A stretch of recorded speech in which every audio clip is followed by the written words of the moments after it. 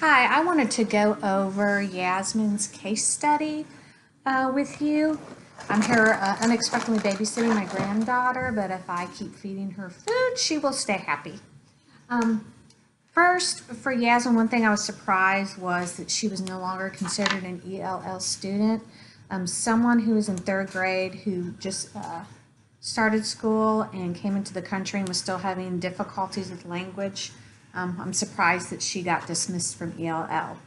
But besides that, one of the things I wanted to go over was first when they did the case study team. Here in Texas, it's called the RTI team, or it can also be called a SIT team in many different school districts.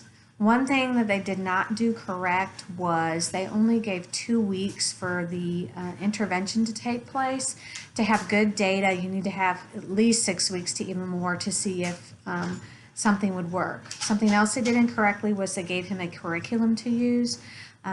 They should have instead given him strategies and interventions and research-based accommodations to try with her. A lot of times a curriculum is used in for intensive remediation, for like your reading recovery. I'm trying to think of some others off the top of my head. Some people call it the SAIL program. Those can be used in a more intensive, which they didn't do with her. Something else that was incorrect was actually her identification of SLD. I'm an educational diagnostician and I do what a licensed school psychologist does, except I don't counsel and I don't evaluate for ED. When you're looking for a specific learning disability, there needs to be something specific in the cognitive profile and the achievement to explain why she's underachieving. If you look at all those different scores that she had various ones that were 2 standard deviations below what they call the mean. A student like this with this kind of profile would not meet criteria for a specific learning disability in the state of Texas. However, I think actually what they should have done is they should have used a bilingual evaluation first and foremost when they were assessing her. The bilingual evaluation would have told us if it was the language barrier that was causing the low scores or if it was not. In this case, since they just used the nonverbal, they actually should have been looking more for maybe a speech impairment and not for SLD. Another area that was concerning was the part where they sort of, I don't want to say bullied the parent.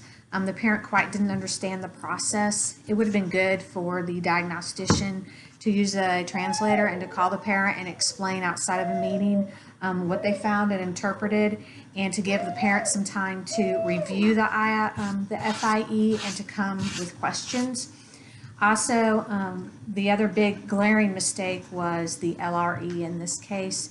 You never take a general ed student and put them into what's considered a self-contained all-day special ed program. What would have been better for this student would probably to have been start them in what they call mainstream or inclusion, where a lot of times you have either an aide in your class or you have a co-teacher in there. Depending on really how far behind she was, a resource may have been an option if the school offered that, but definitely not as self-contained for this student. Also, definitely the language barrier you could tell was an issue in a lot of this. Just to let you know, in the state of Texas, you either have to record the meeting and then provide a CD to the parent that it was translated, or you have to translate the whole IEP into their language. The school I work at, we use a service where you can call in and you tell them what language you need, and an interpreter comes on the line in that language, which is very helpful. A lot of your school districts in the area will have an interpreter for Spanish, since that's a predominant language in East Texas. That would be our second language, which can also be very helpful. You can let me know if you have questions. You can text me, email me, or give me a call. Thanks. Have a good evening.